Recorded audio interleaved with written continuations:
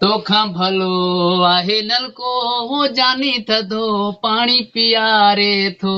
भले भले। अरे चुप कर, गाना गाना भले भले छाए। उस्ताद मास्टर जो गाना बुधाए तो आजा मैं तुझको समझाऊं, आजा मैं तुझको समझाऊं, मतलब का है मानू सब इते कोई नथी कहजो, आजा मैं तुझको समझाऊं, आजा मैं तुझको समझाऊं।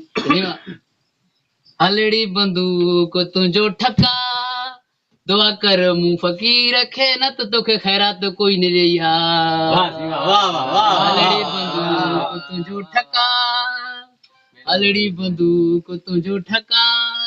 ऐसे ही उस्ताद मासिक शेर जो गाना थी बाबा आई ना, आजा मैं तुझको समझाऊं, आजा मैं तुझको समझाऊं, मतलब जाए न मानो। अच्छा हाँ सही मतलब जाते ही मानो हिते कोई नथी कहजो हिते, आजा मैं तुझको समझाऊं, आजा आजा आजा आजा मैं तुझको समझाऊं, आजा मैं तुझको समझाऊं, आजा अस्सलाम वालेकुम। सही चाल उस्मान सेठा है दीवा माशिक शा जो नवो शागिर्द है। हां बा मास्टर शेर शागिर्द है। सही बिल्कुल बिल्कुल जी जी।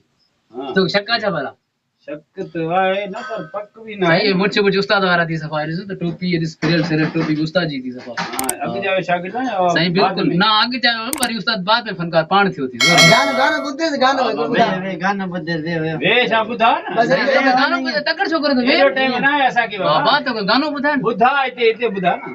दुआ कर मुंह फकीर रखे न त केरो सुञाणी तोखे, वो तो किरे लिखे मुंह मथे वाह सही वाह केरो सुञाणे। हलड़ी बंदूक तुझो ठका, ओ हलड़ी बंदूक तुझो ठका, आजा मैं तुझको समझाऊं, आजा मैं तुझको समझाऊं, आजा आजा। गानो हां लख लानत आ तोखे जो एड़ो गाई थो, लख लानत आ तोखे जो एड़ो गाई थो, ओ लांतिर लोरा काथों तू फनकार थियो, लख लानत जो तू एड़ो गाई थो। हल बाछा दे जनी भागे के फनकार अचरे। अरे दे उस्ताद जो गानो बुधाई हे दे वाह जो बेइज्जती करेगा यार तारीखी बेइज्जती बेइज्जती करे आती उस्ताद चुप कर लिखी हो चुप कर हल्का फुल्का बेइज्जती ते मैं सुन लेते। हां यार मसलो ना है हिंदू बड़े बड़े शहर में। दोस्तों असांजा तमाम वीडियो ॾिसण जे लाइ असांजे यूट्यूब चैनल इसरार एरी ऑफिशियल खे सब्सक्राइब ज़रूर कजो।